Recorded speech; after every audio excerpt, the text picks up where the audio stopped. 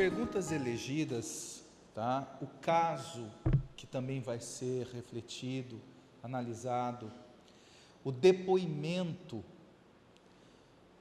de um espírito que veio à reunião e faz parte também da obra Sexualidade e Saúde Espiritual, o espírito Bueno Costa, e o depoimento de Tiago, o menino que não viveu, compõe uma análise muito interessante nos vários ângulos dessa questão.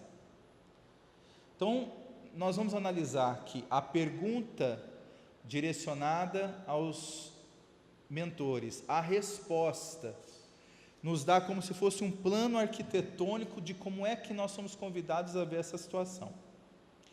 Depois nós vamos mergulhar no caso do Padre Mauro, que está no livro Sexo e Obsessão, de Manuel Filomeno de Miranda, psicografia do nosso querido Divaldo Franco. Depois nós vamos ter uma análise do depoimento de um espírito, que também vestindo a toga de sacerdote, vem e fala, na visão dele, questões ligadas à pedofilia. E depois nós vamos ter o depoimento de Tiago, um menino que sofreu, através da violência do estupro, também a questão voltada para isso, ligado também ao estupro. Enfim, é muito interessante porque aí nós podemos ter uma noção de como é que as visões elas se encontram e elas se complementam. No caso ali do Padre Mauro, do livro Sexo e Obsessão, é a visão de Manuel Filomeno de Miranda, retratando ali toda a questão no mundo espiritual, a partir da visão do mundo espiritual, sobre o caso que acontece ali com o Padre Mauro. Na resposta do livro Sexualidade e Saúde Espiritual, é o que está acontecendo com aquela pessoa que traz essa problemática da pedofilia, frente às suas questões e às leis divinas, que também na prática do caso nós vamos ver uma grande relação entre a resposta e essa questão. No depoimento do espírito Bueno Costa, também sobre essa questão, aí nós vamos ter um outro ângulo, que é o espírito imensamente arrependido, falando daquilo que acontecia com ele durante a sua experiência corporal, e os dramas que se sucedem na psicologia de uma pessoa que traz a parafilia da pedofilia. Ele dá dados muito interessantes no sentido da sutilidade dessa questão. E depois entra a questão do próprio Tiago, e aí o depoimento do Tiago, ele oferece uma visão da reencarnação e da justiça divina, nesse âmbito de como é que ele se coloca como um espírito num processo de débito imenso, não podendo se evadir daquilo que ele mesmo atraiu para ele. O próprio espírito que deu o nome de Tiago oferece uma reflexão muito importante sobre o que para ele significou a experiência, que não significa que a experiência, o ato, a atitude, seja uma atitude que mereça de nós, o erro, por exemplo, não merece de nós nenhum tipo de justificativa, mas para aquele que passou, e como é que foi para ele ter passado, sem projetar culpa na vida, em Deus, mas reconhecendo que partiu dele a consequência do que ele sofreu, é muito interessante. Então nós vamos ter um prisma de uma justiça divina, da justiça divina, melhor dizendo, muito mais coerente para os nossos olhos, que estamos aprendendo a ver as leis divinas de maneira amorosa, estamos aprendendo a ver as circunstâncias da vida de maneira acolhedora, que nós ainda trazemos dentro desse ponto de vista muito a compreender, muito a aprender, e estamos fazendo esses ensaios de sermos espíritas que pensamos e refletimos sobre o conteúdo espírita em pontos, casos, circunstâncias que não estão às vezes na obra diretamente, mas que já está no livro dos Espíritos com perspectiva de como somos convidados a refletir. Então nós não vamos encontrar nas obras espíritas casos específicos de tudo. Não é possível ver todos os casos da vida nas obras espíritas. Por mais que nós tenhamos muitas obras excelentes, ali são casos para entendermos os aspectos, o funcionamento da vida. Mas a vida é muito mais vasta, a vida é muito mais ampla, e as peculiaridades de cada caso só pode ser realmente compreendida se nós tivermos essa visão que não seja de receita, mas uma visão de perspectiva reflexiva das leis.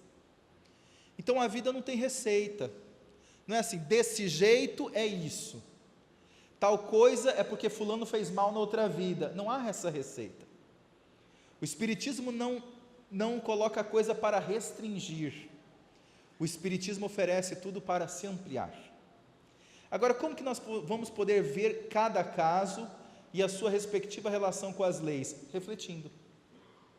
É a reflexão que vai nos dar o apoio fundamental, a análise fundamental e o sentimento essencial de como é que isso faz parte ou não a favor das leis divinas. Então vamos entender primeiro a questão da causa da pedofilia.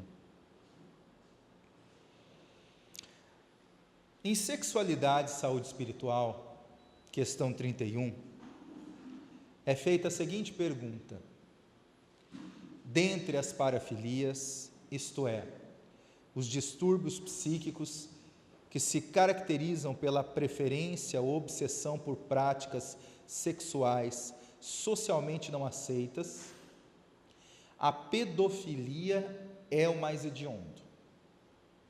Muitas vezes, pedófilos chegam a dilacerar os órgãos sexuais de crianças de meses de vida. Quais são as causas espirituais da pedofilia e o que ela representa para a pessoa que a pratica? Então vamos entender a pergunta primeiro. A pergunta coloca claramente que dentre essas questões, a pedofilia, ela é o mais hediondo, e realmente ela é o que causa uma ojeriza, o que causa um sentimento às vezes de revolta mesmo, e de indignação em nós. Mas a pergunta não se atém no comportamento ou na visão que nós temos sobre a questão. Não é o que achar do ato da pedofilia. A pergunta é mais profunda. Ele pergunta quais são as causas espirituais e o que representa para a pessoa que pratica. Ou seja, onde é que isso tudo começou? Porque o espírito não nasce com essa parafilia. Alguma coisa aconteceu que no processo do desenvolvimento do seu entendimento enquanto sexualidade, isso veio a surgir. Por quê? Como? Veio dele? Veio do ambiente? Como que é isso? E o que representa para a pessoa, ou seja, como é que a pessoa fica por dentro? Então, entender a psicologia, buscarmos entender da melhor maneira a psicologia dessas pessoas que trazem essa questão. Como é que fica por dentro o tormento nessa pessoa? Estudos psicológicos, sociológicos, além das expressivas contribuições da pedagogia, da psicopedagogia, formulam que na raiz da pedofilia existe algum nível de trauma muito grave, que o espírito sofreu em sua infância corporal, em dada reencarnação. Gostaríamos de chamar a atenção a um fato que em várias respostas se repete. Nesta obra, os espíritos que ofereceram essas reflexões, em muitas respostas, se não quase todas, não falam pessoa. Alguns momentos ele fala homem, mulher, para definir as questões da polaridade em algumas perguntas e respostas. Mas na maioria das respostas eles falam espírito. Por quê? Tratando de pessoas que estão no corpo, mas eles falam espírito. Porque o sofrimento do espírito é maior que o sofrimento para a carne? Não é bem isso. Passa por aí. Mas por que eles colocam reiteradas vezes a palavra espírito? Porque a obra aqui está falando do delito cometido, ou do trauma sofrido, ou do conflito íncito do ser, do espírito, que não é o fato dele ser na condição de homem, a cultura do homem, ou a mulher é a cultura da mulher. Eles vão no núcleo da questão, a nossa relação com o Criador, a nossa relação com as leis do Criador. Por isso, a questão do espírito, para que nós possamos ver essa questão além de estarmos encarnados. Reencarnados, desencarnados, reencarnamos, desencarnamos, mas o espírito é o mesmo. Por isso que, em essência, nós temos, na verdade, uma só vida, que entra no corpo, sai do corpo, entra no corpo, sai do corpo, entra no corpo, mas nós somos o mesmo, nós não somos seres diferentes, enquanto essência, individualidade, porque reencarnamos, somos os mesmos, em personalidades diferentes, em personas, nome, situação, posição, corpo, tudo é diferente, mas aquele que pratica, e no âmbito do que acontece lá nele, caso espírito, é único. Então os espíritos aqui fazem uma distinção, para que nós possamos ver as questões não voltadas do ponto de vista da matéria para a espiritualidade, mas do espírito. O que ele fez? Antes, no corpo, fora do corpo, entrou no corpo, saiu do corpo, ou seja, reencarnação após reencarnação, como é que está sendo essa jornada do espírito? Como é que foi o trânsito de lá para cá desse processo todo? Trazendo isso para aprendermos também questões conosco mesmo.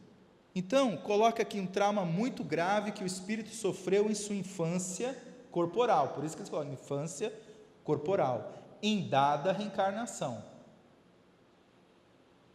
Então, alguma coisa aconteceu na infância corporal que ficou cristalizado o trauma naquele espírito, em dada reencarnação. Aí eles continuam. É claro que a visão materialista considera apenas a reencarnação atual, ou seja, para a visão materialista não há reencarnação, há apenas essa vida atual. Mas aqui a própria resposta é de um espírito com visão de espírito imortal, que sabe da lei da reencarnação, que sabe da lei da imortalidade. Então nós estamos vendo o espírito já ressignificando inclusive a questão dada a visão material, como se fosse apenas uma vida. Então é claro que a visão materialista considera apenas a reencarnação atual, e podemos expandir esse pensamento para a visão reencarnacionista de traumas que o espírito possa ter passado em infâncias de reencarnações anteriores.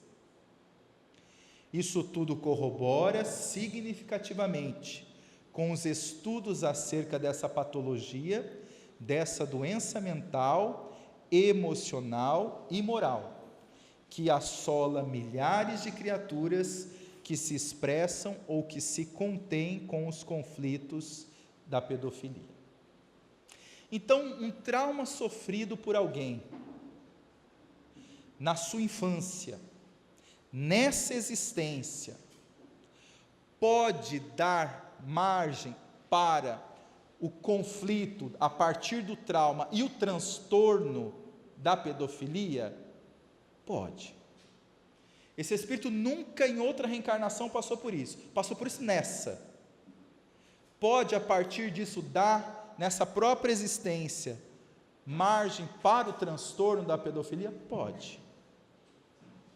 Porque eles colocam aqui, visão reencarnacionista de traumas que o espírito possa ter passado. Então ele pode ter passado já por esse trauma em reencarnações anteriores, e pode ter passado por esse trauma nessa reencarnação. As duas possibilidades podem levar o ser a ir ao transtorno, mas a intensidade é diferente. Nós vamos ver depois, no caso do próprio Tiago, o espírito que passa isso por outras reencarnações, esses traumas, e aí ele se complica, transformando do trauma num transtorno, aí fica uma intensidade muito mais grave do próprio trauma. E aqui pode vir a ser um fator que o espírito, passando por isso, porque, dependendo da situação, esse espírito que passar por essa experiência, poderia já superar essa experiência nessa existência? Também é possível. De que maneira? Totalmente? Não sabemos, cada caso é um caso. Mas sabemos que, por força de todo o recurso, que pode vir com o apoio psicoterapêutico, conhecimento espiritual da vida, uma visão misericordiosa como essa, pode oferecer recursos sim para que o espírito tenha forças interiores para superar os traumas que estão íncitos nele, que pode vir dessa existência, pode vir de outras. Eu pergunto, o que é o trauma para o espírito imortal? O trauma para o espírito imortal é tudo aquilo que na ordem da sua psicologia, que é de ordem antes de tudo espiritual, ele tem um desequilíbrio e ele não sabe mais lidar com a sua identidade. Então ele tem um trauma sobre o que ele é, o papel dele na vida, quem ele é, devido à violência que ele sofre. Na área da psiquiatria, eles vão chamar isso de transtorno da personalidade.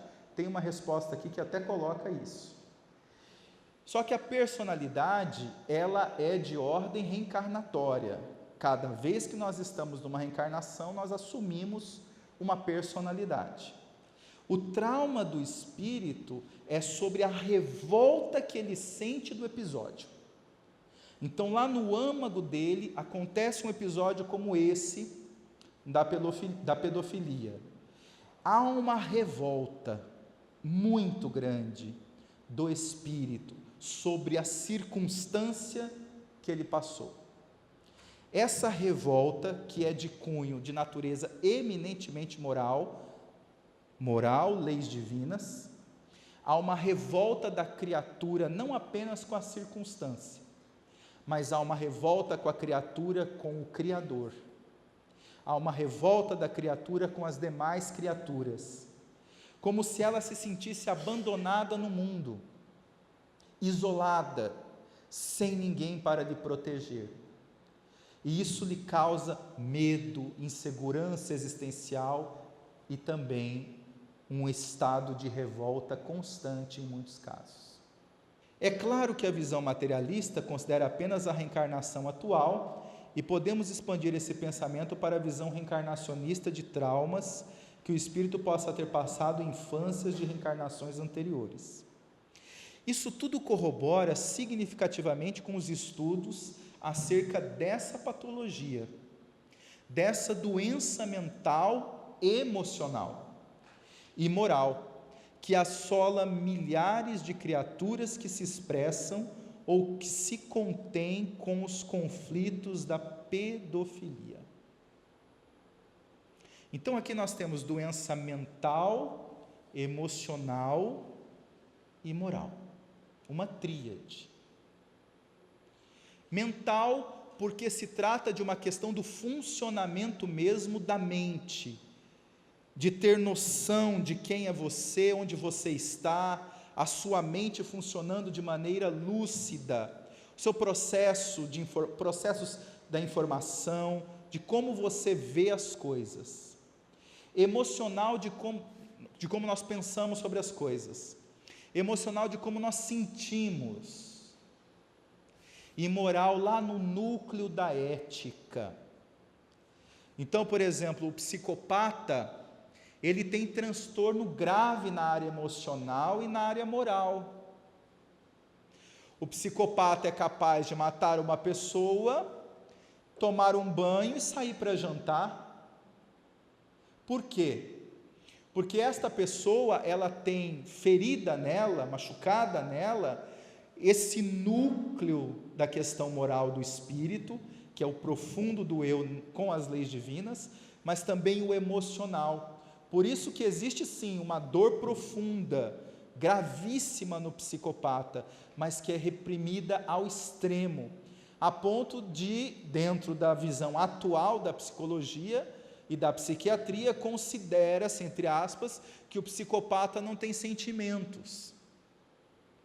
Na verdade, ele os tem, mas ele os tem de uma maneira muito reprimida, esse núcleo moral.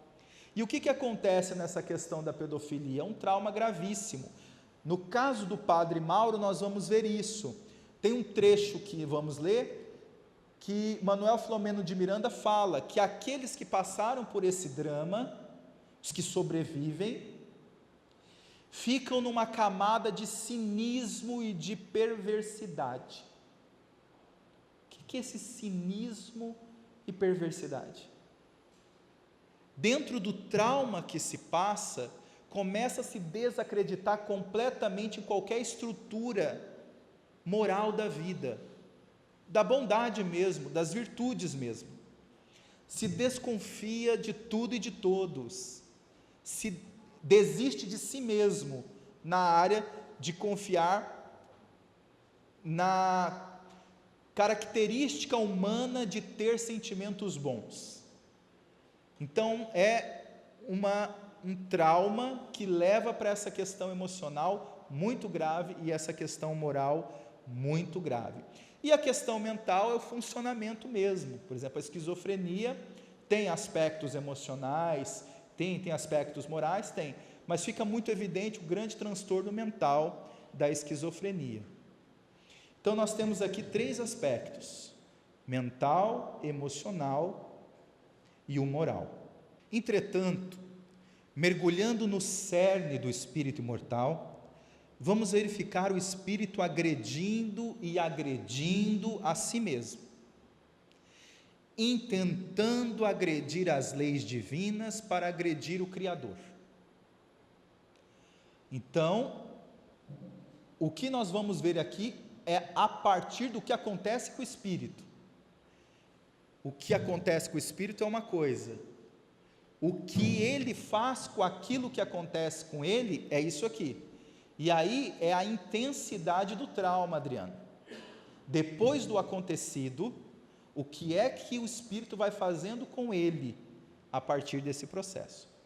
Então, o espírito agredindo e agredindo a si mesmo, intentando agredir as leis divinas para agredir o Criador, não conseguindo, agride a forma, a figura, o símbolo que lhe vem à mente do que possa ser, ao seu entendimento, a pureza, a inocência, a oportunidade de contato com o que existe de mais límpido em si mesmo. Então vejamos, a pergunta foi qual é a causa espiritual, e não qual é a causa sexual. É o que faz com que uma criatura humana pense, haja, com o transtorno da pedofilia, e parece que não vê o que ele está fazendo, parece que não tem noção da gravidade do que está sendo feito. Por quê? É tão lógico para nós. E a pergunta é, por que na mente dessa característica de pessoa, não é assim? E aí é a questão. do trauma episódico, do episódio da vida, não fica só no episódio da vida. Vai no fundo do eu.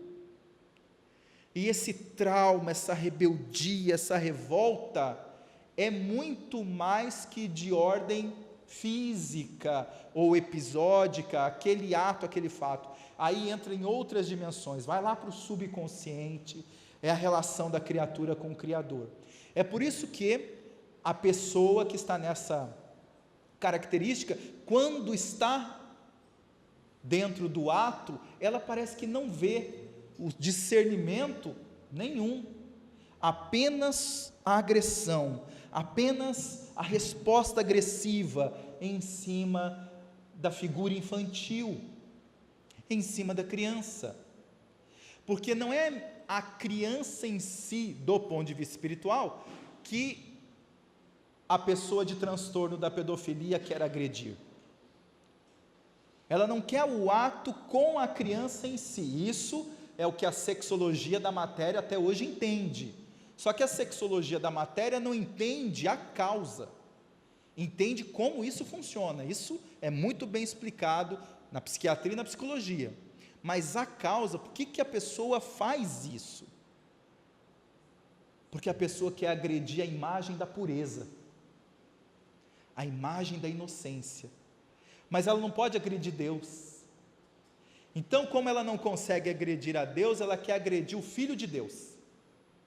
Ela quer agredir aquilo que poderia se expressar como a imagem do que existe de mais puro e de mais belo de Deus no ser humano, que é a imagem da criança. E ela faz isso com um mecanismo de transferência muito forte. Sofreu trauma, aquilo ficou muito profundo, aquilo, não aceitou, se rebelou contra aquilo, passou a agredir a si mesmo, no sentido de se rebelar, e aí é como se fosse assim, um processo que na psicologia é chamado de deslocamento. Acontece uma coisa com você, você não elabora. Aí quando você está diante de uma outra pessoa, que geralmente está numa posição subalterna a você, você desconta nela. É nível subconsciente. E isso acontece num simples ato da vida cotidiana, mas acontece também no estandarte de uma vida de várias reencarnações. Então vejamos, no fenômeno do deslocamento, por exemplo, chamado também de transferência, a pessoa leva uma bronca do chefe, ela não tem coragem de falar com o chefe, mas ela não elabora aquilo é doloroso para ela rumina aquilo emocionalmente, é uma coisa simples da vida. Quando ela chega em casa, ela é o chefe da casa. Aí o filho faz alguma coisa pronto, o que ela faz? Porque agora o filho está na posição de dependente dela. E às vezes ela desloca a bronca para o filho. Esse fenômeno, que é muito comum no nosso comportamento cotidiano, levamos ele para uma escala de um trauma bem mais profundo, que é um caso como esse. Não fica registrado apenas numa vida, possivelmente. Geralmente nós estamos falando de algumas encarnações para superar. É possível que se supere isso com certa capacidade numa existência? Casos há que pode ser, mas o trauma é muito grave. A inaceitação é muito profunda. E aí o ser não se sente apenas desamparado do ponto de vista dos pais, se sente desamparado do ponto de vista do Criador, da vida.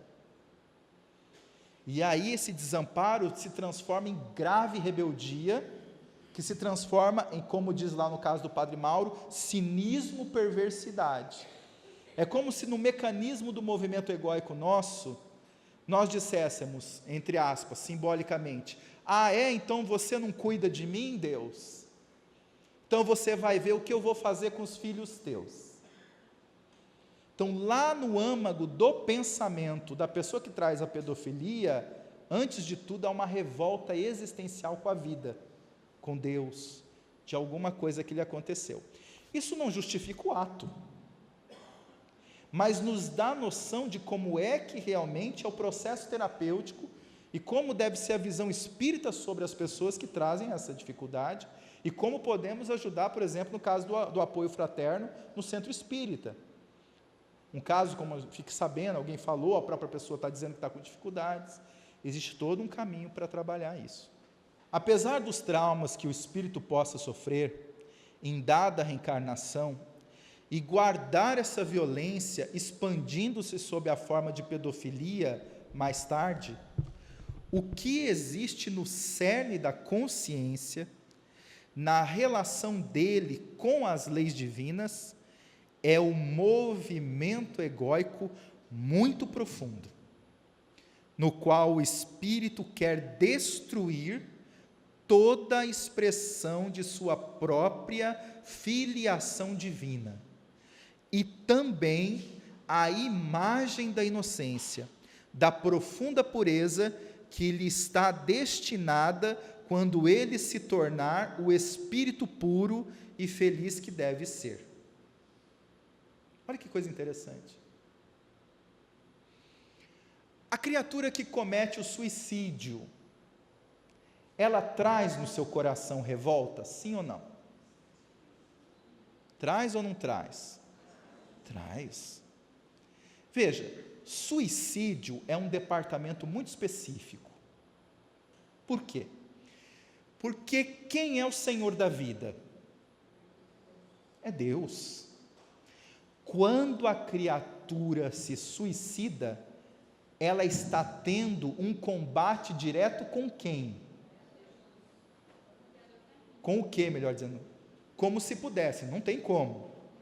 Mas como se quisesse, com o Criador.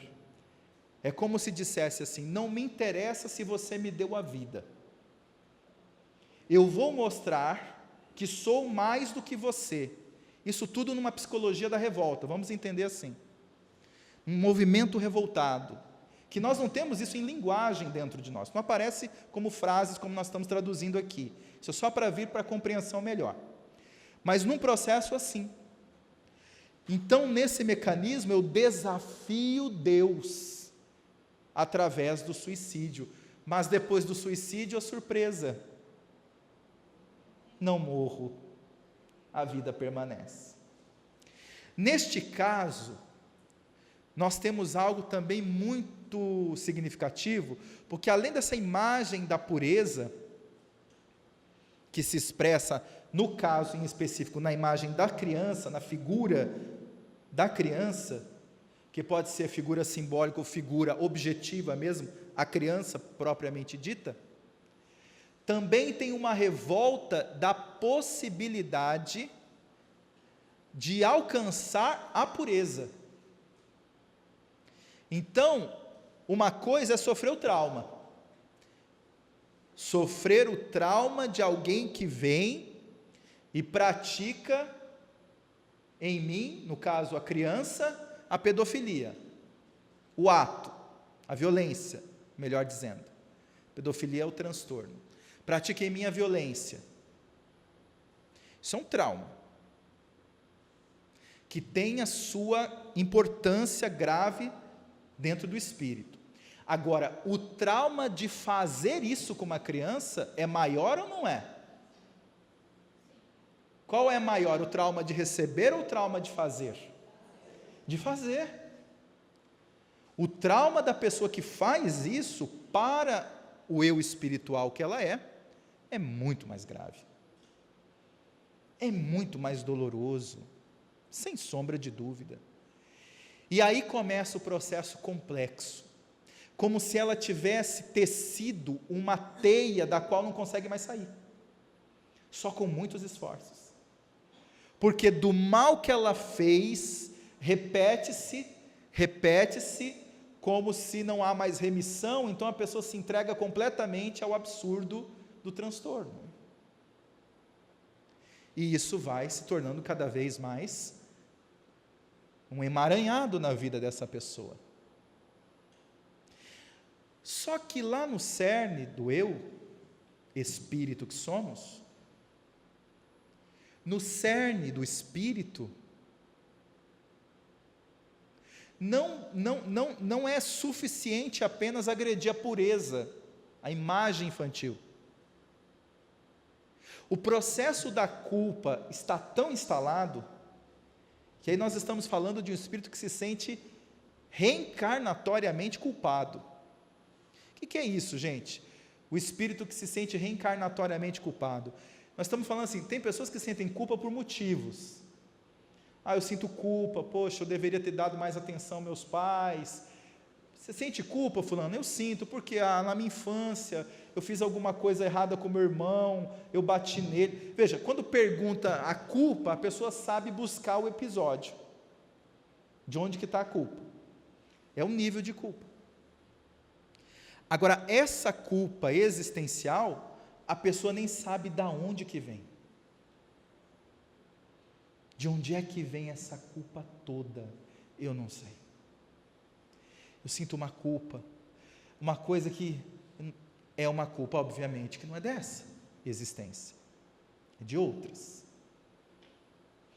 Então, nesse sentido, o espírito que se permite estar em sintonia com, inclusive, os espíritos obsessores na área respectiva da pedofilia, num emaranhado de atitudes e atitudes, é como se ela realmente não conseguisse ver saída mais.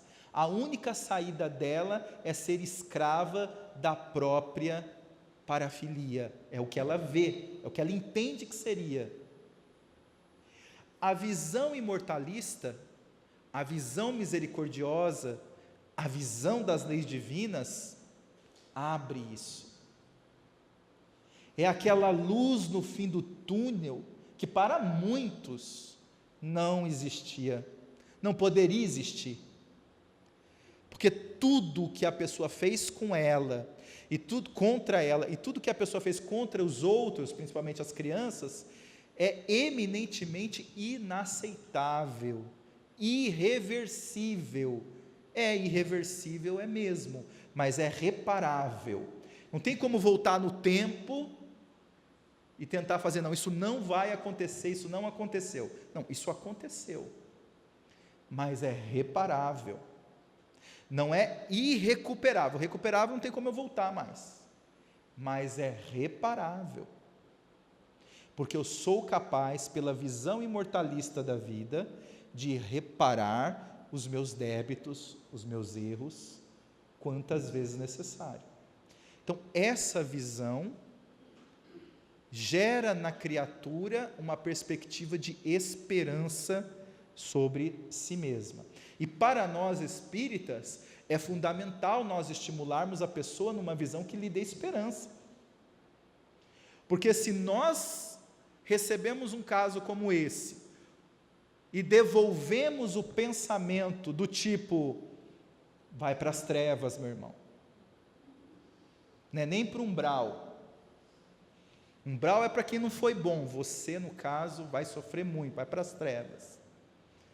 Bom, aí nós estamos simplesmente dogmatizando um conhecimento que não é dogmático, que são as leis divinas. Então, essa visão é profundamente importante para que gere esperança de mudança. De mudança. O espírito não se aceita. Olha aqui, a resposta vai dando característica do que vai acontecendo com o espírito nessa questão. O espírito não se aceita, e não se aceitando, projeta nas crianças, especificamente na forma da sexualidade. Ainda não formada, contendo-se o quanto queira, mesmo que discretamente, para depois avançar explicitamente, formulando essa violência triste e terrível contra as crianças, mas que antes foi formulada contra si mesmo, no âmago de seus interesses de destruição da pureza interior. Então aqui dá um dado importante. A criatura que traz a problemática, e aí o pensamento não, isso não é nada, não, eu consigo, deixa para lá, e a pessoa vai reprimindo, tudo vai discretamente. Qual que é o perigo desse comportamento para essa pessoa? Que na verdade ela não está trabalhando a questão dentro dela. O que ela está fazendo? Ela está reprimindo, ela está negando, ela está num movimento chamado de autorrejeição. Então ela não reconhece a problemática, faz um processo de desculpismo, e daquilo que era discreto, o que acontece depois? Porque tudo que é reprimido é como uma mola. Imagina nós pressionando uma mola. O que vai acontecer toda vez que se pressiona uma mola? Nós estamos programando para a força contrária. É isso que se faz. Então, tem o caso do Bueno Costa, o padre, nós vamos ver que são essas questões de ordem sutis que levam às questões mais graves. E aí ele formulou contra si mesmo no âmago de seus interesses de destruição da pureza interior. Então, todo esse movimento que nós estamos lendo na resposta é um movimento culposo, talvez dos mais graves, em comparação talvez só com o suicídio, a questão da culpa, nesse caso da pedofilia, como tudo isso se processa, né? O movimento culposo vai levando a pessoa a piorar cada vez mais o seu comportamento. Uma coisa que é muito importante relembrarmos, e que isso é fundamentalmente o Espiritismo que nos contribui com essa visão.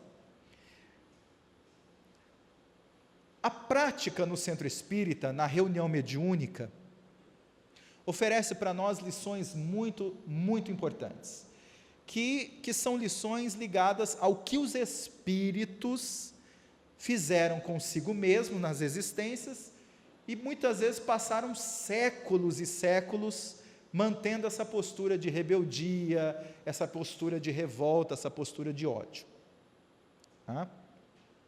Então vejamos, os espíritos que são atendidos nas reuniões mediúnicas, daqueles de classificação característica de espíritos muito renitentes no mal, né, que poderíamos dizer, eles mesmos se consideram criminosos do mundo espiritual, que vêm realmente de regiões muito densas do mundo espiritual, esses espíritos tiveram uma história pessoal. Em dada reencarnação deles, tiveram uma família. Em dada reencarnação deles, mais ou menos algumas ou várias, tiveram uma constituição de pessoas que o amavam. Mas um episódio aqui, um episódio ali, alguma coisa, e o trauma, e a revolta, e o que aconteceu, e a mágoa, aquilo foi se transformando num modus vivendi do espírito completamente sombrio. E ele foi se permitindo a isso. Mas o processo que fez com que ele chegasse até aí, não tira a dor e o sofrimento que ele mesmo foi imputando a ele no processo dos séculos. Ou seja, a revolta, o ódio, a loucura, a debilidade, não retira o que mais acontece com todos eles, e todos, sem exceção, profundo sofrimento moral. Aí quando eles chegam na reunião mediúnica, o que eles recebem? Um acalento, um atendimento tão bem organizado pelos espíritos superiores, que vai ao encontro do seu mais profundo sofrimento moral. E aí, realmente cansados daquele ódio, cansados daquilo tudo, eles, por primeira vez, muitas vezes, depois de tanto tempo, decidem por levar um outro tipo de vida, que vai pedir esforços enormes daqui para frente, mas aquela decisão foi fundamental naqueles minutos do atendimento na reunião mediúnica. É essa decisão, esse momento tão luminar da reunião mediúnica. É essa decisão que a compreensão das leis divinas nessa questão deve ser para nós um estímulo a oferecer, explicar, compreender esses casos. Uma decisão que a pessoa pense e que por primeira vez ela realmente queira se desvencilhar da grave parafilia que traz. O espírito vê a figura da criança e quer combater a própria criança interior, quer mascarar a sua criança interior, quer massacrar a sua criança interior. Vemos que existem duas questões a serem estudadas: a figura psicológica da criança e o ato sexual em si. E aí começa a resposta de cada uma. O ato sexual é ligado à lei de sobrevivência, ao instinto de sobrevivência e à lei de reprodução. A lei de reprodução física cumpre seu papel, mas do ponto de vista psicológico profundo, a reprodução física é para formular o nascimento de um novo ser no corpo, uma nova oportunidade, uma nova esperança, e isso tudo oferece ao espírito a certeza de que, por meio da reprodução, a espécie continua. Nasce por meio da reprodução o novo ser em forma de criança.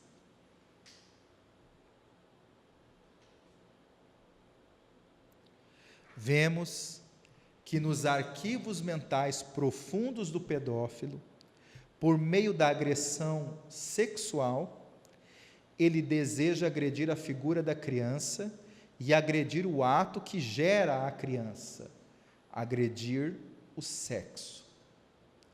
Porque é através do sexo que uma nova vida se faz, em uma sublime lei de continuidade das espécies, demonstrando sempre o amor divino, a grandeza de Deus em todas as coisas.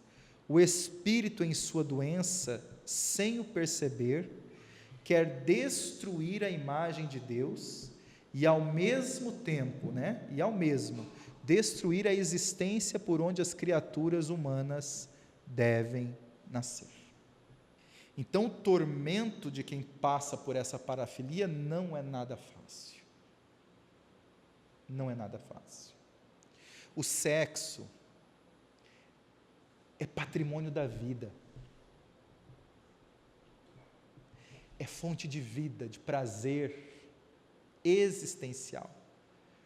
Porque tem a ver com a harmonia que eu coloco nas minhas questões genésicas, através do ato sexual saudável, através do pensamento de uma leitura, através de uma produção artística, através do campo mediúnico, enfim, através da solidariedade a um irmão. É a fonte criadora. Então, se a fonte genésica a função sexual se ramifica na questão genésica, é uma fonte criadora. Toda vez que o indivíduo quer combater a função genésica, que é uma fonte criadora dentro do ser, da criatividade mesmo, do poder de sermos criativos na existência. Toda vez que ramifica e combate a força genésica, qual que é o contrário do que é criador? Destruidor. Então, não é difícil compreender por que o movimento da pessoa que traz a pedofilia é tão destrutivo e autodestrutivo. é porque está combatendo aqui a fonte genésica de si mesmo, está combatendo as leis divinas na consciência. E como o ser nasceu para sentir o grande prazer existencial, vai para o contrário, para o desprazer, para a angústia, para a destruição, como todo um mecanismo profundo de rebeldia.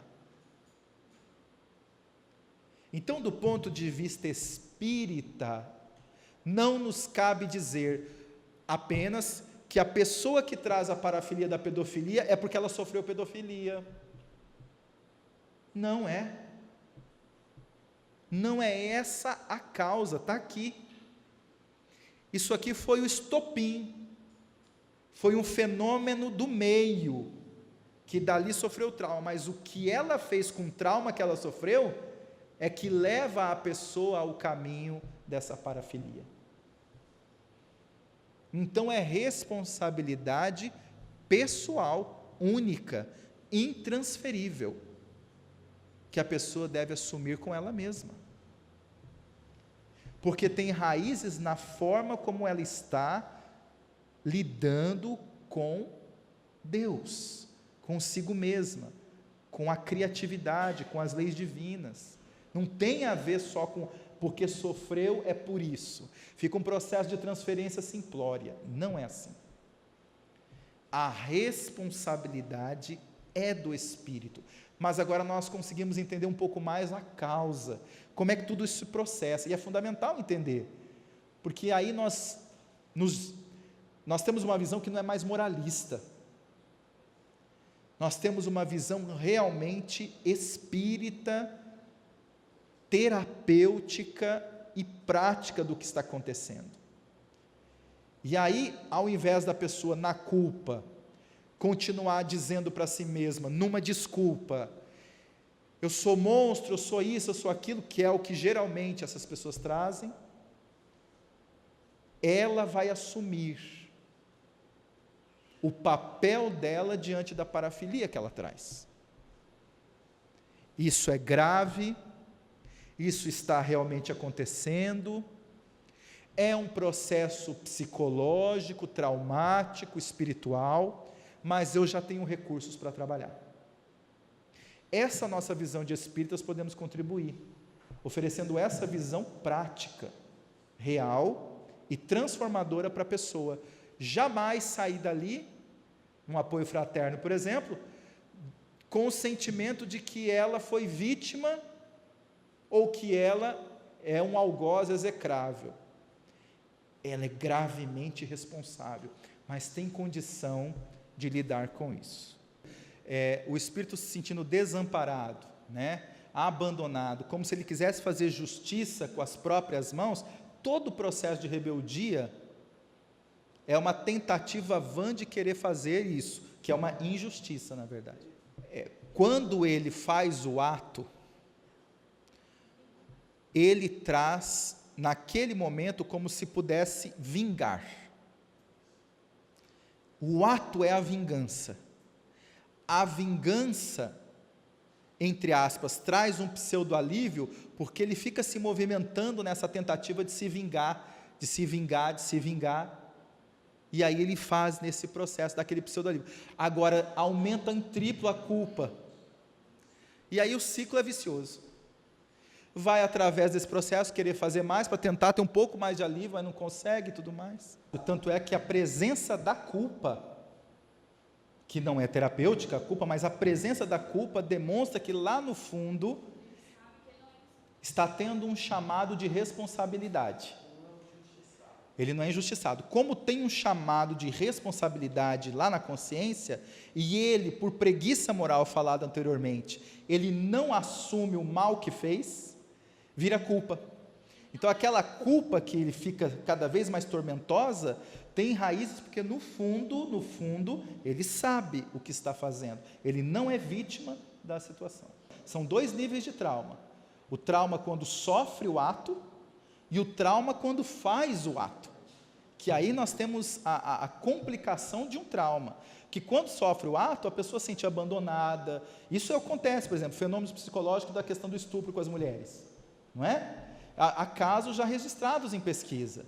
As mulheres que são violentadas e estupradas têm dificuldade de continuar com o marido, há muitas separações, as relações sexuais são praticamente transtornadas, na maioria dos casos, né? Alguns voltam a ter relações, mas praticamente não é mais a mesma coisa, fica resquícios. Por quê? Porque no fundo, existem questões dentro da psicologia do espírito no corpo de mulher, como, meu marido não estava lá para me proteger, por que ele deixou isso acontecer comigo?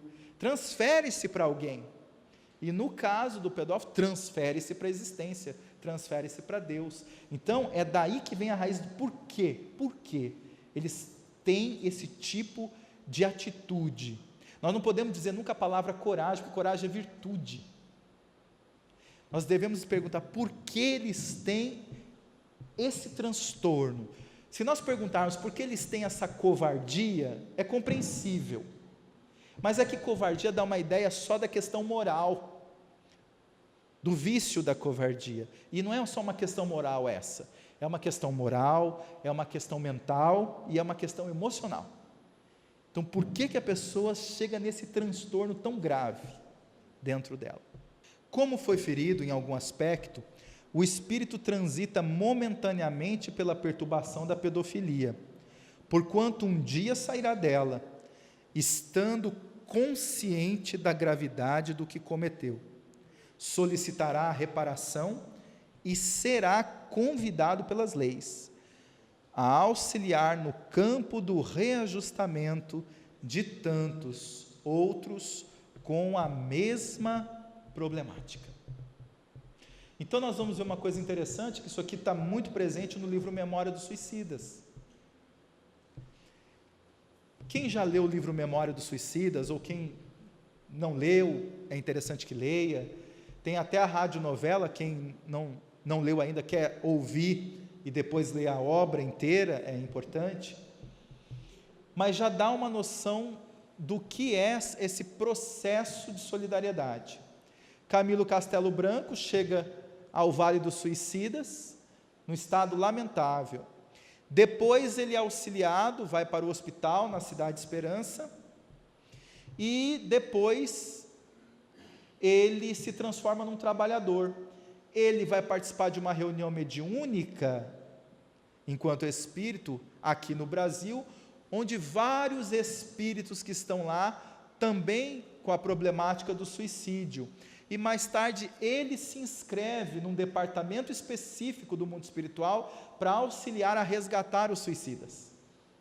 Então, quando ele estava no Vale dos Suicidas, que resgataram ele nem imaginava que grande parte daqueles trabalhadores também eram espíritos que haviam se suicidado, que estavam agora devolvendo em forma de solidariedade, de amor, de caridade. Então, é uma rede de solidariedade muito profunda e amorosa a vida, as perspectivas que Deus nos oferece para a vida. Mas, para saber aproveitar tudo, é fundamental o reconhecimento daquilo que nós necessitamos para evoluir. Agora que nós vimos a pergunta como se fosse assim um plano arquitetônico do que acontece, vamos ver em loco, vamos mergulhar na questão através do caso do Padre Mauro, do livro Sexo e Obsessão, Manuel Flamengo de Miranda. Trechos da obra. O drama do nosso paciente tem suas raízes na pedofilia, desequilíbrio moral e sexual, hoje muito difundido pelos infelizes vendedores de sexo, a prejuízo da saúde e da dignidade de inúmeros psicopatas e perversos. Saturados pelos excessos sexuais que se permitem, procuram novas experiências aberrantes e cruéis, utilizando-se de crianças indefesas e ingênuas para o triste mercado das suas vilezas. Então, essa questão de cruel, vileza, é todo aquele trauma moral que a pessoa coloca nela mesma através da sua rebeldia. vai ficando uma pessoa vil, uma pessoa perversa. Isso vai aumentando na sua personalidade. Se a pessoa não cuida disso, isso não para. Não é uma coisa que tem instante, isso vai aumentando. Claro que o mal tem um limite. O mal não é infinito.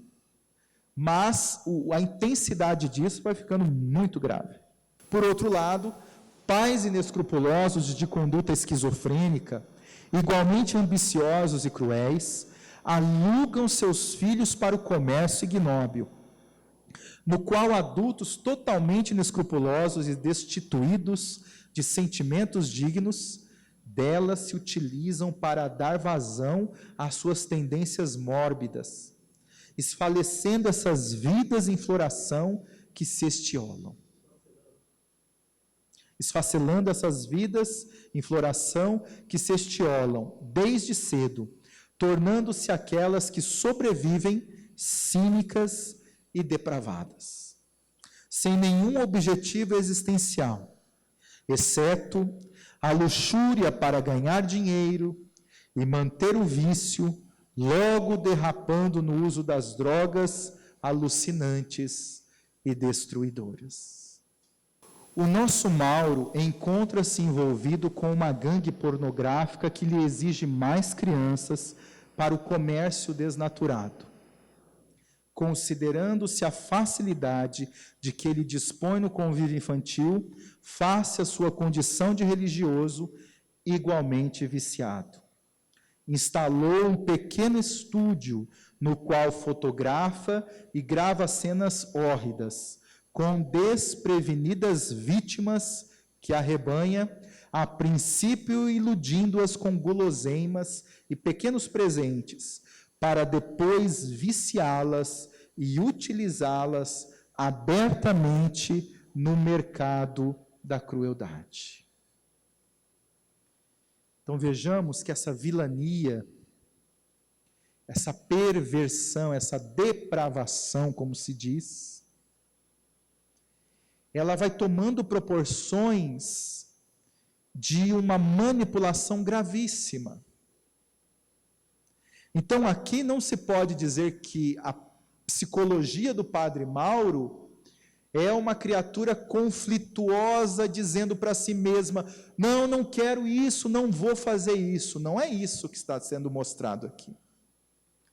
Ele fez um estúdio, ele organizou as coisas, ou seja, por mais que ele trouxesse conflitos, que ele chorava, no livro conta, ele chorava, ele tinha terríveis pesadelos, ele era levado às regiões da cidade do sexo constantemente, era tormentosa a vida desse homem. Mas ele tinha aqui já instalada a perfídia, o pensamento manipulador como uma aranha que tece a teia esperando alcançar a sua presa. Então nós estamos diante de um caso nessa obra, de um caso de pedofilia clássico. Não é a pessoa apenas que traz a tendência, não é apenas a pessoa que fica incomodada com essas cenas, que se sente atraída. Não é uma coisa sutil, ou melhor dizendo, discreta, como disse na resposta, mas é uma coisa instalada. Vinculado à terrível organização espiritual jesuítica do passado, quando cometeu arbitrariedades contra criaturas tidas como inimigas e silvícolas, que lhes tombaram nas garras ignóbeis, que deveriam evangelizar. Então, olha só, grave comprometimento já naquela época, enquanto sacerdote. Ainda não conseguiu libertar-se desses comparsas, que hoje prosseguem inspirando-o na situação calamitosa em que se encontra. Então, quem é que estava inspirando o Padre Mauro? Não, os comparsas. Quem eram os comparsas do Padre Mauro na época em que ele era jesuíta? Os jesuítas. Aquele grupo de espíritos que estavam na função de jesuíta. Então, imagine a questão na sua gravidade. Vamos entender esse aspecto. Una conhecimento religioso com transtorno sexual dessa natureza. Fica ou não fica ainda mais tormentoso? imensamente maior. E não era dessa existência. Então vejamos. Outros sim, em razão das arbitrariedades morais cometidas no século XIX, experimenta o atual tormento. Então são duas questões que levam à situação do padre Mauro. Subitamente, porém, se lhe tisnou o júbilo ante a chegada de um menino de 8 anos, aproximadamente, que se lhe acercou, sorridente e inundado de encantamento. A mente de Mauro recuou à própria infância e foi assaltada pela presença grosseira do genitor, que o acariciava e abusava da sua inocência há algum tempo. Então, a presença da criança fez com que ele pensasse nele na idade de criança. Olha a imagem da criança. Olha a transferência simbólica que é dada no livro Sexualidade e Saúde Espiritual. Que aqui ele quer agredir, porque ele não está agredindo só a criança, está agredindo o que aconteceu com ele. Não é?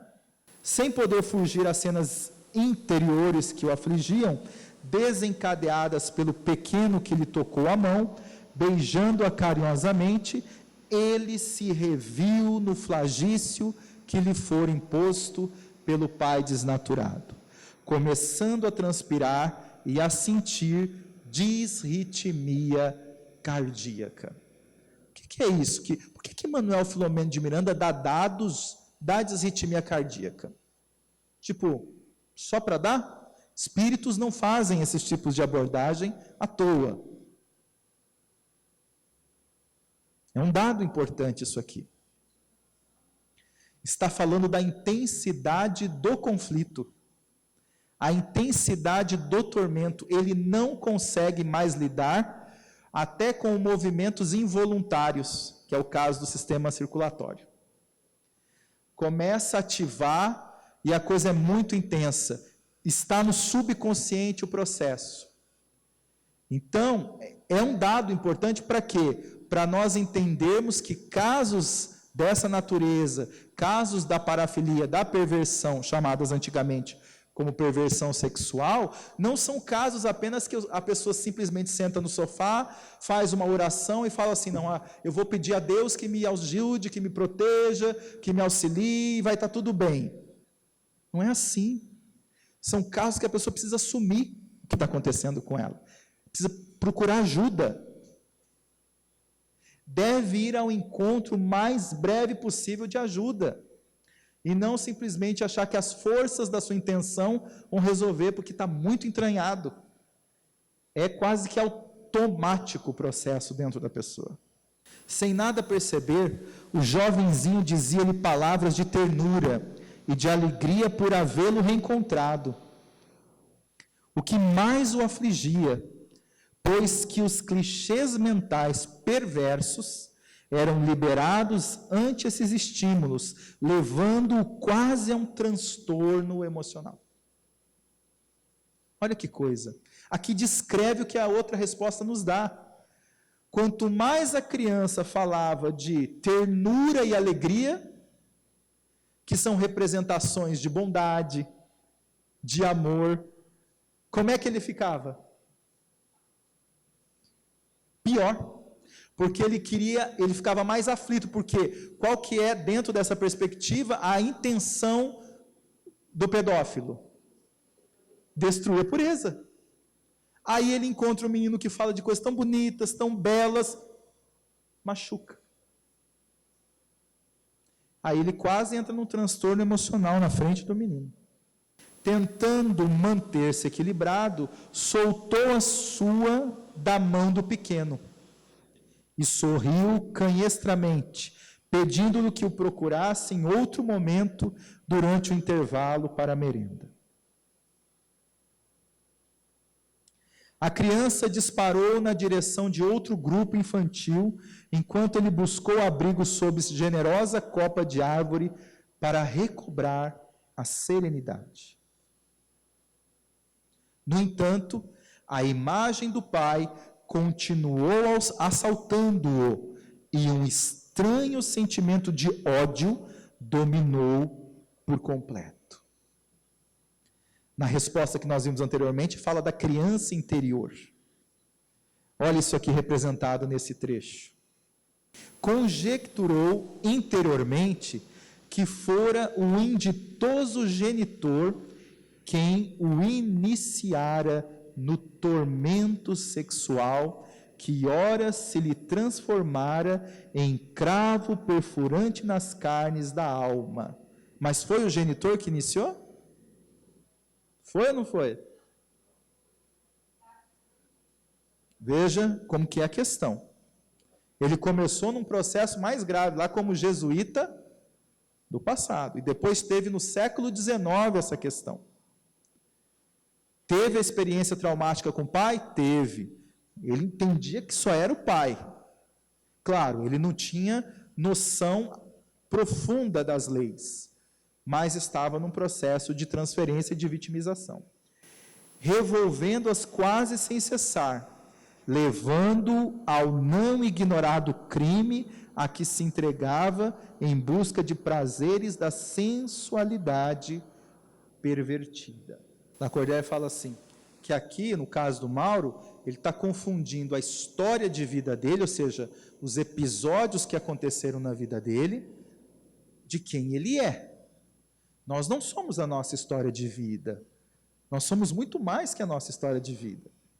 Nós passamos por episódios na nossa história de vida, mas nós não somos escravos dos episódios.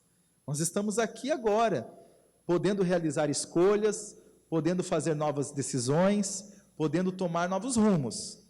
Só que, quando a pessoa se atrela à sua história de vida dessa maneira, tudo o que acontece na vida dela é porque fizeram alguma coisa com ela. E esse era o caso do Padre Mauro. Ademais, pensava que era o caminho para a alucinação, porque sempre saía das infelizes experiências sem alegria, dominado pela culpa, exaurido de energias valiosas que tinha dificuldade em recuperar. Ignorando totalmente a parasitose da obsessão, de que também era vítima, não podia raciocinar com clareza e encontrar uma explicação capaz de acalmá-lo, acreditando-se ser um verdadeiro monstro, face ao descalabro a que se entregava. Do ponto de vista espiritual e psicológico, qual é a utilidade do Padre Mauro pensar que ele é um monstro? Vamos entender a questão como utilidade, porque o que importa para nós é o que podemos fazer para nos melhorar. Tá? Qual que é a utilidade do Padre Mauro pensar que ele era um monstro? Nenhuma. Porque se ele pensasse que ele era um monstro e quisesse parar de fazer o que ele estava fazendo, teria alguma utilidade. Porque pensar que é um monstro é uma visão espiritual, terapêutica ou uma visão moralista? A visão moralista, ela só reforça. Tudo que nós fazemos com visão moralista em cima de nós, só reforça o trauma, o processo. Para que nós possamos dissolver os conflitos que trazemos em qualquer área, seja intelectual, sexual, emocional, que for, não é numa visão moralista.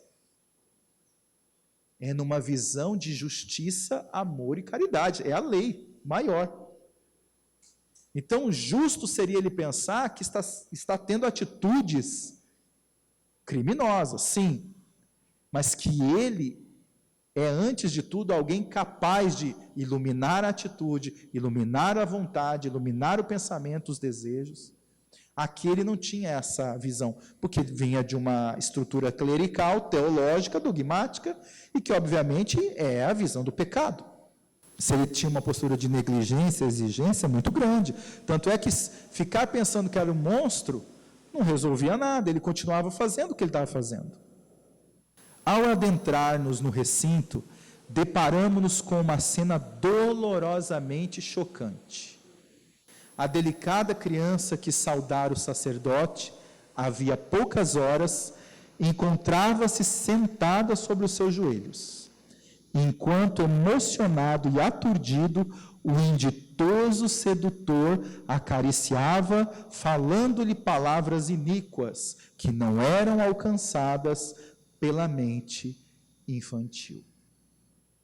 Revendo-se de alguma forma, sendo seduzido pelo próprio pai enfermo, começou a sentir-se estimulado a perder o controle.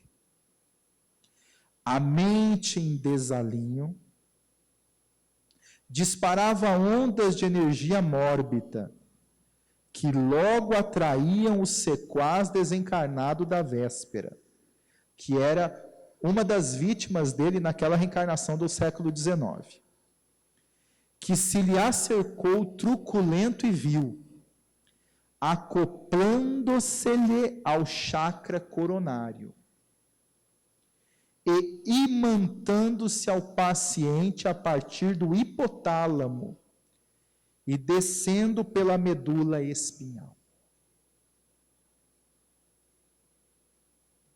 Então, imagine esse acoplamento de ordem obsessiva, semelhante àquela figueira mata-pau, muito típica aqui do Pantanal. Quem não conhece, passarinho leva a sementinha da figueira no coqueiro. A pequena sementinha, ela vai entrando no coqueiro, vai enraizando, enraizando, enraizando, e aí cria uma raiz, vai matando o coqueiro inteiro. E aí quando você olha, não é mais um coqueiro, é uma figueira praticamente, chama figueira mata-pau. Começou de uma sementinha que é desse tamanhozinho aqui. O passarinho traz do biquinho dele.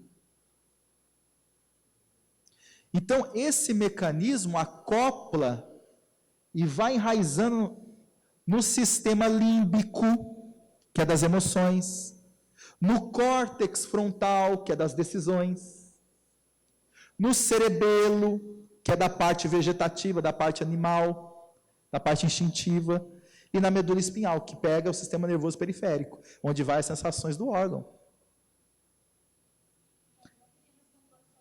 Vai perder o controle. Dessa maneira vai perder, como perdi o controle várias vezes. O espetáculo tinha características truanescas, escandalosas, e a sala, com as cortinas cerradas num ambiente de semi-obscuridade, facilitava a ocorrência absurda. A criança, totalmente seduzida, sem noção da gravidade do ato vil que iria suceder, sorria ante as carícias do adulto, agora teleguiado pelo seu terrível obsessor, comprazendo-se os dois no intercâmbio fisiopsíquico, que lhes facultava o recrudescer das paixões mais primitivas.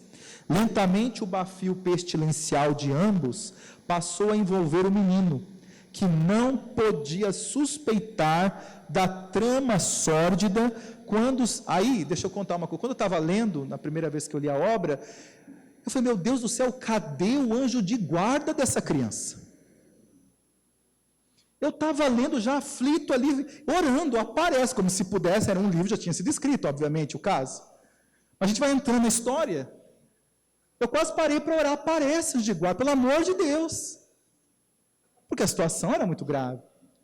E aí, nada mais, nada menos da minha pergunta, Manuel Filomeno de Miranda coloca: quando se adentrou na sala, mãezinha, desencarnada do pedófilo, que em lágrimas solicitou a Anacleto que interferisse antes da execução de mais um crime. Olha só, que dor dessa mãe, hein? Que angústia dessa mãe. Porque uma coisa é você ser mãe do filho que foi assassinado, por exemplo. Outra coisa é você ser mãe do filho que assassinou. Então ela estava mãe de um filho que estava para cometer um crime, mais um crime. Anacleto que interferisse antes da execução de mais um crime. Interessante que Manuel Filomeno de Miranda coloca o termo mãezinha. Por que ele coloca esse termo mãezinha? Para que nós tivéssemos um pouco ou minimamente que seja, que visão sobre Mauro? De compaixão. De compaixão. Não é fácil sentir compaixão, porque nós temos uma compreensão desse processo ainda ligado à indignação e à revolta. Confessamos que não é fácil, mas é possível. Nós podemos fazer muitos movimentos de reflexão, de compreensão e sentir compaixão, sim. Porque acredite, o tormento dessas criaturas deve ser inenarrável.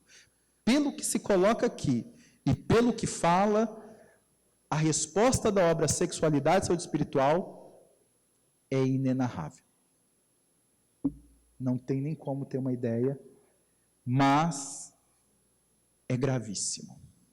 Aí, no caso, o Anacleto auxiliou, a diretora entrou, teve toda uma questão aí se eu não me engano, aí houve uma desconfiança na hora que ela entrou na sala.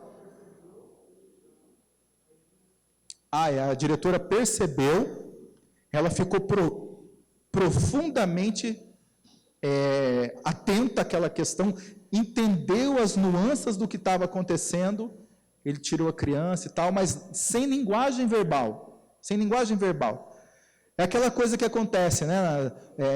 Abre a porta, vê uma cena, opa, o quadro da cena já diz tudo. É mais ou menos isso que aconteceu. Aí nós temos aqui o caso, a resposta. Nós mergulhamos em loco para ver um caso, que é o caso do Padre Mauro. Opa, outro ângulo da questão. Agora nós vamos ver um terceiro ângulo da questão. É um caso de um sacerdote que veio contar o que é isso dentro dele. Isso não tem no Tormentos da Obsessão. Essa parte do Mauro, desencarnado, que conta, não existe. Tá? No Sexo e Obsessão, se eu não me engano, ele sai do sacerdócio, aí ele vai cuidar de crianças que têm várias dificuldades, deformações e tudo mais, numa instituição. É mais ou menos isso que acontece. Tá? Ele sai da toga de sacerdote, do catolicismo, abandona e vai viver lá buscando ao máximo possível lidar com a própria consciência e reparar isso naquilo que ele possa. Na obra explica quem é aquela criança que reencarna, que é o próprio obsessor dele, a criança toda deformada, que ele cuida agora como bebezinho na instituição. É bem interessante. Esse é um outro caso, é o caso de um padre também, que foi padre na existência, e que traz o que acontece dentro, no caso dele, né, mas que podemos tomar como uma experiência para uma certa generalidade do processo. Depoimento do Espírito Bueno Costa, oferecido para o livro Sexualidade e Saúde Espiritual. Está no capítulo 6. No dia 7 de janeiro de 2014, tivemos o depoimento de um ex-sacerdote católico que, durante a sua jornada terrena, enveredou pela pedofilia e, presentemente já arrependido, busca trabalhar pela sua reabilitação. Ele começa assim: conheceis bens a sombra de uma alma? Sabeis tudo o que existe nela? Há crimes inconfessáveis que, para serem ditos, melhor fosse que morresse primeiro, e depois do túmulo e dos ardores do sofrimento viesse confessar. Eis-me aqui, então. Pela postura que me foi confiada, com a toga de religioso, eu deveria ter protegido, amparado e assegurado a inocência de centenas de crianças. Mas os dramas de uma alma egoísta, hipócrita e falsa não conseguem se desvencilhar rapidamente. Era preciso que as dores cruciais do sofrimento, triste e penoso, chafurdado nas mãos de algozes mais tenebrosos que eu, pudessem me encorajar a pedir socorro e amparo que não me faltou. Fui sacerdote em minha última existência. Os clericais e a constituição política da igreja permitiram aproximar-me sem que fosse visto pelos olhos comuns de minhas vítimas, as crianças. Sim, sou um criminoso pedófilo e fiz do meu desequilíbrio e da minha loucura os piores dias de minha vida. Porque, esquecido imensamente de proteger e amar os pequeninos, como Jesus havia me pedido, nas primeiras linhas de seu evangelho, eu, que havia solicitado para entrar na ordem sacerdotal, fui tomado pelas garras obscuras e tenebrosas de um passado que não consegui entender, um passado que me aterrorizava desde os primeiros anos da adolescência. É que havia reencarnado com o objetivo de proteger e amparar, e ao mesmo tempo reparar os erros cruciais que cometi. Fica claro aqui que qual é o objetivo das pessoas que trazem essa parafilia e que reencarnam?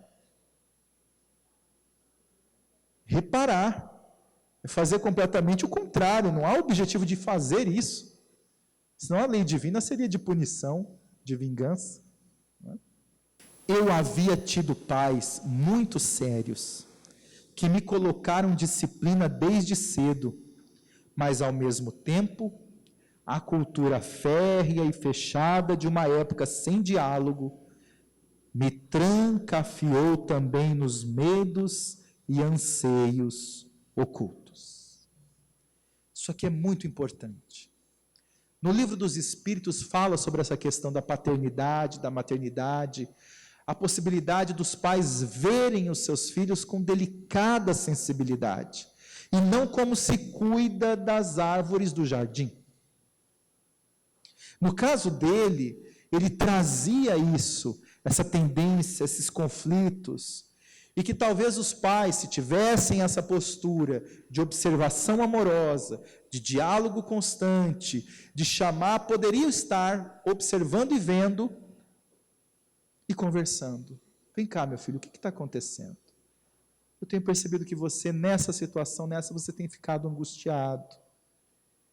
Isso poderia ser uma ferramenta extraordinária para auxiliá-lo a entrar num processo de transformação das suas próprias tendências, sem precisar, fundamentalmente, que isso viesse à baila, que isso viesse a se manifestar de maneira como foi. Claro que não é uma responsabilidade exclusiva dos pais, e não é isso que estamos dizendo, mas estamos dizendo que, num contexto, os próprios pais de uma pessoa que traz essa parafilia não estão ausentes dessa responsabilidade. Ah, mas como eu vou saber? Não, a gente não vai saber. Nós não vamos saber especificamente. O que nós estamos colocando é que a atenção amorosa, o diálogo pode nos auxiliar a muitas questões, inclusive essa. Não apenas essa, mas inclusive essa. Comecei a ver a igreja como uma verdadeira castradora, malévola em tudo o que dizia, e não me dei conta de que as minhas insanidades pediam diálogo, esclarecimento, busca, ajuda, e nada disso dê importância. Então, aqui também, pela segunda vez, ele teve a oportunidade de buscar esclarecimento. Aí já era na estrutura da própria igreja, mas ele não fez. Irmãos, muito sérios, haviam me avisado sobre as minhas insanidades e os riscos de entrar num poço sem fundo. Debilmente, a mente de um pedófilo não acredita ser doente. Acredita que tudo que vê é apenas uma leve intenção, uma ideia aceitável, mas vai crescendo, À medida que as libertinagens permitem que novas ações ignóbeis, atitudes verdadeiramente inconfessáveis, se agravem cada vez mais. Este é um dado muito interessante, porque ele está descrevendo, mais ou menos, claro, na sua generalidade, a mente de um pedófilo. Então, para a pessoa que traz essa parafilia, como é que ela vê a questão? É só uma coisinha, não é nada demais. Veja a gravidade. Qualquer coisa direcionada à criança, ao adolescente, é grave sim. Por quê? Porque é um padrão, é uma busca que a pessoa traz dentro dela, que é completamente desconectado da realidade da sua sexualidade e da realidade da sexualidade da criança e do adolescente. Então, isso não é uma questão simplória. Dentro da psicologia hoje, se fala em estudar as questões dos adolescentes com os adolescentes. Questão da descoberta, isso, aquilo. Vivemos a era que as pessoas gostam de ficar mandando suas fotos em terríveis conúbios virtuais. A geração atual fala do nudes, que são estimulações em pequenos segundos que os jovens travam entre eles, de partes do corpo.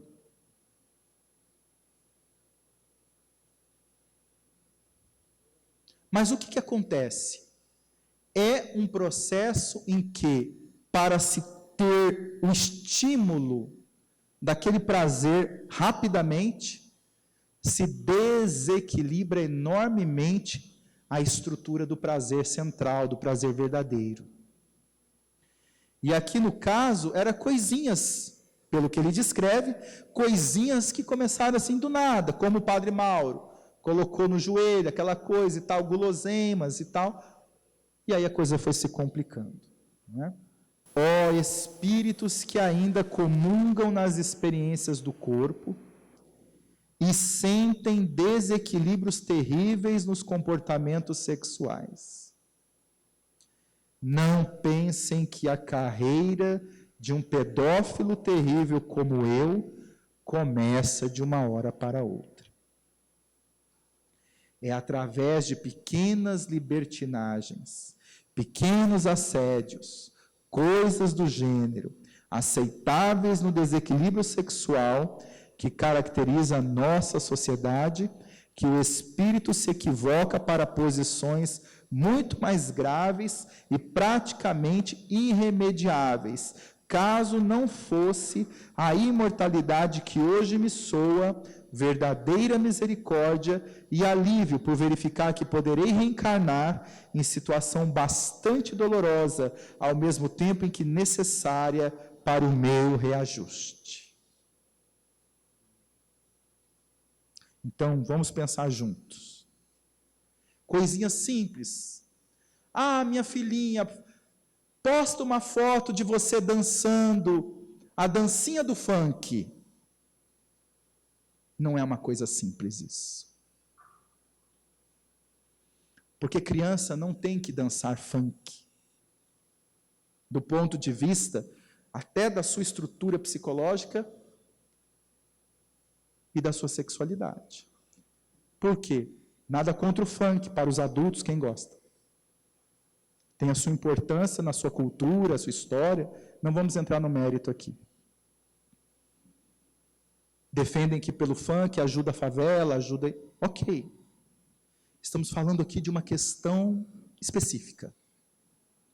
A lascívia dos olhos que veem na atitude aquilo. Aí vai para o Facebook, aí vai para as mídias sociais de várias formas. É culpa do pai, é culpa da mãe? Não, você não tem essa visão grave. Mas é preciso ter essa visão grave. E nós espíritas, mais uma dessas visões graves, devemos ter.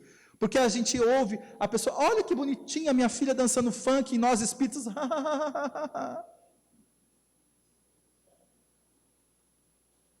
quando na verdade nós devemos questionar, como assim? Como assim sua filha dançando isso aqui? E está no Facebook, e está nisso, e está naquilo. Você acha interessante? Mas eu não quero interferir na vida do outro. Mas o pai e a mãe não estão tendo noção do que estão fazendo. Então eu não vou interferir na atitude do pai e da mãe, eu vou refletir. Isso aqui, dessa maneira, é adequado? Veja, vamos pensar junto, pai, vamos pensar junto, mãe. Vamos pensar junto, vovó, tia. Veja se dessa maneira aqui a sua filha parece criança. Ou se dessa maneira sua filha está mais parecendo um adulto em miniatura em uma dança de sedução. Pensa comigo. É o nosso papel. Nós temos um papel. O de falar aquilo que é a imortalidade da alma, que as leis divinas, que o conhecimento espírita nos proporciona. Vamos sair daí pregando para as pessoas. Mas nós vamos pontuar o que nós pensamos. É fundamental. Então, nesse papel aqui é fundamental. Não cedamos ao silêncio. Não cedamos. É mais interessante nós trabalharmos em nós mesmos o perdão do amigo ofendido, porque ele pode ficar ofendido, ela pode ficar ofendida, mas depois a gente trabalha em nós o perdão sobre o amigo ofendido, do que o silêncio. O silêncio prejudica ele, prejudica a mãe, prejudica a criança. Então, nesse sentido, não silenciemos. É mais adequado que nós pontuemos com amor, mas pontuemos. Não tenho a intenção de dar preleções morais, nem sermão que, obviamente, não soaria verdadeiro da minha boca. Quero apenas deixar claro que nenhum comportamento, por mais terrível seja, está condenado eternamente ao fogo da culpa, mas que é, por meio de pequenos gestos e concessões da mente insana, olhares, toques, abraços vergonhosos, que a mente desequilibrada sexualmente se acha na liberdade de avançar cada vez mais nos seus intentos terríveis. Então, ele nos oferece uma oportunidade de entendermos as nuances desse comportamento tão complexo. Que é óbvio que, como um processo manipulador do Padre Mauro demonstra isso, não se faz de uma hora para outra, mas se faz nesses pequenos gestos estranhos, incomuns, e que somos convidados a ter esse olhar. O espírita não é uma ovelhinha de presépio. Não somos. Nós, espíritas, temos o olhar de uma águia, o coração de um cordeiro e a coragem de um leão. O olhar de uma águia, porque Jesus disse, sejais manso como a pomba, mas prudente como a serpente. O nosso olhar sobre a questão não é olhar condenatório, feio, horrível, o que é aquilo? Mas é um olhar, tem alguma coisa ali que merece o nosso cuidado. Não é, meu Deus, já estou eu julgando os outros. Como eu sou uma pessoa feia, estou julgando fulaninho. Não é julgar, é olhar. Porque o que é bom, o que é bem, o que é belo, o que é nobre, tem a sua linguagem. Vai aparecer e não tenha dúvida, não se contradiz. Aquela situação é claramente afetiva, amorosa, pronto. Mas uma situação estranha, merece um pouco mais de análise. O nosso coração é de cordeiro, ou seja, eu vou ter compaixão se eu perceber alguma coisa, mas a nossa coragem é de leão. Vou direto na questão e quero saber o que está acontecendo. independente do que seja, seja na área específica que nós estamos falando, ou qualquer outra área da sexualidade. É fundamental termos essa visão lúcida e amorosa, para não sermos nem coniventes e nem sermos pessoas julgadoras num papel moralista contra os outros. Fica aqui o meu brado de perdão e misericórdia a Deus, a todos os que eu machuquei e fiz mal, aos que não pude nem mesmo pedir perdão, tamanha foi a dilaceração que causei, mas confesso de alma bem aberta que a reencarnação deformada e a idiotice exatamente será o verdadeiro paraíso que eu mereço. E que tudo o que fiz foi um inferno na vida das almas que buscavam Deus através de mim, mas acabaram encontrando o servo da maldade. Aquele que é religioso, como no caso do Bueno Costa e do Padre Mauro, e faz isso com uma criança, como é que fica a criança em relação a Deus?